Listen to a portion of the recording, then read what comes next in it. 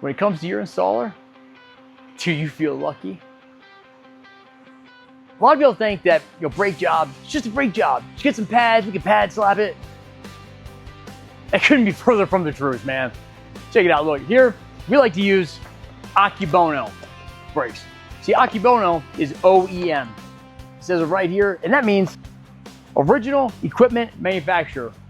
Which translates to, this is just like when it was new and you were busting the tires loose, taking it off the showroom floor. That's great.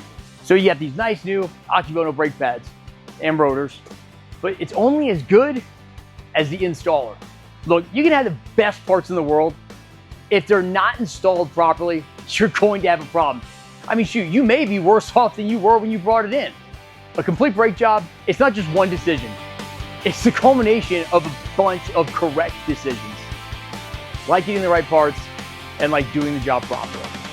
Knowing what you know now, I've only got one question for you.